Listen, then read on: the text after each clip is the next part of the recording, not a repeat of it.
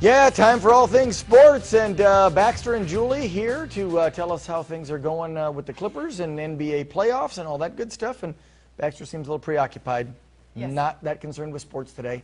Was that the case last night watching the game? Was last he not liking night, the Clippers? no, he was gripped last night. Oh, He helped me stay awake because the Clippers game went pretty late. But I'll tell you what, last night was so exciting. In fact, quote, it felt like Game 7. Those were the words of Clippers head coach Doc Rivers in describing the atmosphere during last night's opening playoff game against the Spurs. 107-92 was the final in the Clippers' victory. Now, despite having a better regular season record and home court advantage, the Clippers were the underdog going into this series against the defending world champions. And they played like it was them against the world.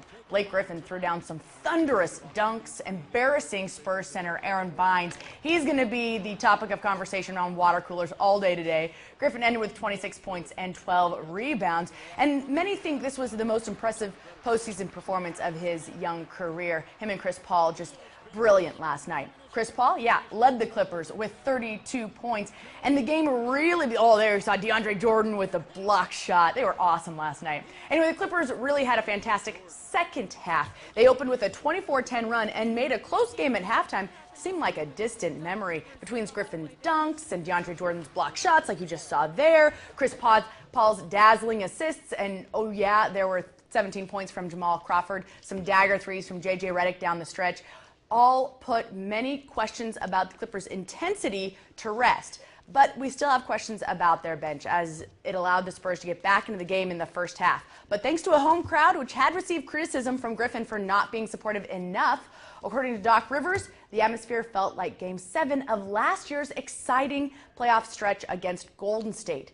Now, teams that win Game 1, they go on to win the series 75% of the time, and the Clippers certainly hope that that trend continues. Meanwhile, here are the scores from the rest of the weekend playoff games. All the series have underway in the Western Conference. No real upsets. Same thing with the Eastern Conference. No real upsets other than Washington getting it done in Toronto. Clippers play again Wednesday night, and that's sports brought to you by Legal Docs by me. Okay, there we go. Oh, thank you. Yeah, there's Appreciate your that. pen. If I ever need the pen, I can always find it, right? Let me just clean that dog slobber off. Okay, thanks, Jules, and thanks, Baxter. We appreciate that. Still to come right here on KMIR Today. It is Monday. That means time for our Money Monday report, where we try to save you a few bucks. And, of course, who better to help with us than our expert, Brian Amade from Hightower. He stuck around today to help us save you some cash. And, hey, remember, as you head out the door, if you got to get going but you still want to watch the news or at least listen to the news, weather, and sports, you can take us on the go. We stream each and every one of our newscasts live. Just go to KMIR.com.